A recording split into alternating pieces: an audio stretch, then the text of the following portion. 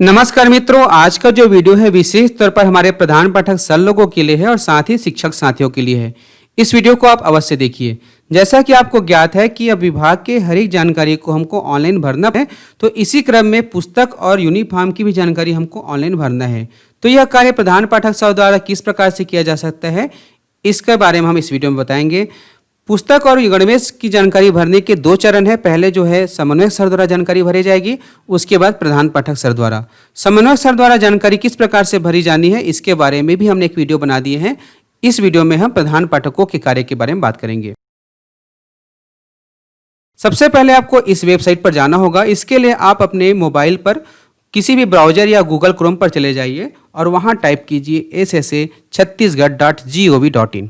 इस वेबसाइट का नाम याद करना बहुत आसान है। स्टार्टिंग में है SSA, उसके बाद छत्तीसगढ़, फिर .gov.in। यहाँ जाने के बाद आप इस पेज पर पहुँचेंगे और इस पेज पर देखिए, यहाँ पर लिखा हुआ है बुक एंड यूनिफॉर्म और यहाँ पर न्यू का ऑप्शन आ रहे हैं।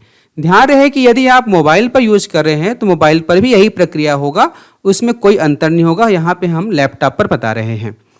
बुक एंड यूनिफॉर्म को आपको क्लिक करना है।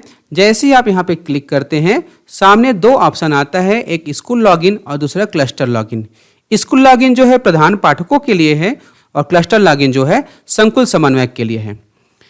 अब स्कूल लॉगिन तभी हो पाएगा जब CSE द्वारा जानकारी भर दी गई है। यदि CSE द्वारा जानकारी नहीं भरी गई है तो आप जो है लॉगिन नहीं कर पाएंगे। अतः जब आपको CSE द्वारा यह जानकारी प्राप्त हो जाता है कि स्कूल का वेरिफिकेशन हो चुका है, तब आप स्कूल लॉगिन कीजिए। अब मान लेते हैं कि आपके स्कूल का वेरिफिकेशन हो चुका है, तो आपको सबसे पहले स्कूल लॉगिन पर जाना है। जैसे ही स्कूल लॉगिन पर जाते हैं, आप इस पेज पर आते हैं जहां पर यूजर नेम और पासवर्ड पूछा गया है। यूजर नेम जो है आपके स्कूल का जो है डाइस कोड है और पासवर्ड जो है संस्था प्रमुख का मोबाइल नंबर है। इसको आप एंट्री कर दीजिए। एंट्री करने के बाद आपको यहाँ पर लॉगिन करना है।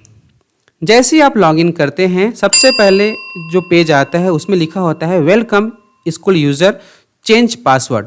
तो सबसे पहले आपको अपना पासवर्ड अवश्य चेंज करना चाहिए, क्योंकि आपके स्कूल की जानकारी आपके द्वारा भराई जानी है। अतः इसकी सुरक्षा के लिए इसकी पासवर्ड को चेंज करना आवश्यक है। तो पासवर्ड कैसे चेंज कर सकते हैं, इस पर चलते हैं। आप एक न्यू पासवर्ड बना दीजिए। तो चलिए पासवर्ड बनाते हैं। पासवर्ड बनाते समय ध्यान रहे कि यह जो है कम से कम 4 अंकों का हो और अधिक से अधिक जो है 8 अंकों का आप पासवर्ड बना सकते हैं। उसके बाद इसी पासवर्ड को यहाँ पर आपको दर्ज करना है। जब आप दोनों कॉलम में पासवर्ड को भर लेंगे, उसके बाद यहाँ पे आप सबमिट कर दीजिए। यहाँ पर पूछा जाएगा कि आप अपना पासवर्ड चेंज करना चाहते हैं, इसको ओके कर दीजिए। यहाँ पर एक मैसेज आ गया कि पासवर्ड जो है सक्सेसफुली चेंज हो गया। लॉगिन करने और पासवर्ड चेंज करने के बाद आपका तीसरा और प्रमुख काम होता है अपने स्कूल की जो है दर्ज संख्या को भरना। तो यहाँ पर देखिए इनरोलमेंट एंट्री का कॉलम है, इसको आपको क्लिक करना है। जैसे ही आप इनरोलमेंट एंट्री को क्लिक करते हैं, आप इस पेज पर आएंगे जहाँ पर एक टेबल बना हुआ है जिसमें कक्षावार बालक बालिका का विवरण पूछा गया है। आप इसमें प्रत्येक कक्षा के दर्ज संख्या के आधार पर बालक और बालिका की जानकारी भरते जाइए और जो है यहाँ पर ऑटोमेटिक टोटल होते जाएगा। जब आप जानकारी भर लेंगे तो आपकी स्कूल की पूरी दर्ज संख्या नीचे वाले कॉलम पर आ जाता है। उसके बाद आप इसको सबमिट कर दीजिए। यहाँ पर अपडेट का ऑप्शन इसलिए आ रहा है क्योंकि इसकी जानकारी हमने पहले भर दिया है।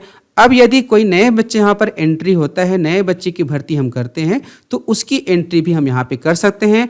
जैसे कि यहाँ पर 1 है, यदि हम यहाँ पे 5 करते हैं, 5 करने के बाद यहाँ पे अपडेट करते हैं, तो यह जानकारी जो है अपडेट हो जाएगा। अभी इसको मैं अपडेट नहीं कर रहा हूँ क्योंकि एडमिशन का प्रोसेस जो है अभी चल रहा है।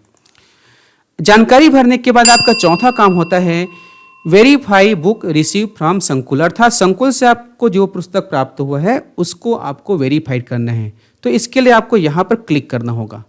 जैसे ही क्लिक करते हैं, आपके संकुल के द्वारा आपके स्कूल में जितने भी पुस्तक मिला गया है उसकी संख्या यहाँ पर आ जाती है। आप देख सकते हैं कि कक्षा वाइज जो है यहाँ पर पुस्तकों की संख्या दर्ज है। यह संख्या जो है आपके समन्वयक सर द्वारा भरी गई है। इसको आपको चेक करना है। चेक करने के लिए आप अपने स्कूल के पुस्तक पंजी को निकाल लीजिए, उसमें से संख्या को मिलान कर लीजिए। संख्या को मिलान करने के बाद यहाँ पर वेरीफाइड कर दीजिए। चूंकि यह संख्या एक्यूरेट है, यहाँ पे मैं इसको वेरीफाई कर रहा हूँ। वेरीफाई करने के बाद यहाँ पे एक ऑप्शन आता है, इसको ओके करना है। अब देखिए यह जो है वेरीफाई हो गया। अब हमने 4 कार्य कर लिया। पहला जो है लॉगिन किया, उसके बाद पासवर्ड को चेंज किया, उसके बाद दर्ज संख्या को भरा, उसके बाद जो पुस्तक प्राप्त हुआ है उसको वेरीफाई किया। वेरीफाई करने के बाद अगला काम होता है कि आप अपने विद्यार्थियों को जो पुस्तक वितरण किए हैं उसकी जानकारी को पोर्टल पर भरना। तो इसके लिए यहाँ पर देखिए बुक डिस्ट्रीब्यूशन टू स्टूडेंट एक कॉलम है, इसको आपको क्लिक करना है। जैसे ही आप इस कॉलम पर क्लिक करते हैं एक नया टेबल सामने आता है जिसमें आवश्यक जानकारी आपको भरनी है। अब आप जब पुस्तक का वितरण करेंगे तो उसका दिनांक आपके रजिस्टर पर होगा, उस दिनांक को आपको यहाँ पर दर्ज करना है। जैसे इसको क्लिक करते हैं कैलेंडर सामने आएगा, उसमें जो उचित का दिनांक है उसको आपको चयन करना है। चयन करने के बाद आपने कक्षावार जितने भी पुस्तक का वितरण किया है उन सब की जानकारी इस कॉलम में आपको भरते जाना है। जैसे ही आप यहाँ पे जानकारी भर लेंगे उसके बाद यहाँ पे ऑटोमेटिक जो है टोटल हो जाएगा, और टोटल को आप एक बार चेक कर लीजिए, अपने रजिस्टर से मिलान कर लीजिए कि किसी प्रकार की उसमें कोई त्रुटि तो नहीं है। जब आप कंफर्म हो जाए कि इसमें किसी प्रकार की त्रुटि नहीं है तो आप यहाँ पे सबमिट बटन को क्लिक कर दीजिए। जैसे ही आप सबमिट बटन को क्लिक करते हैं यह जो जानकारी है वेब पोर्टल पर अपलोड हो जाता है। वेब पोर्टल पर अपलोड होने के बाद आपका आखिरी काम होता है रिपोर्ट को देखना कि आपने जो पुस्तक का वितरण किया है उसकी एंट्री हो पाई है कि नहीं हुई है।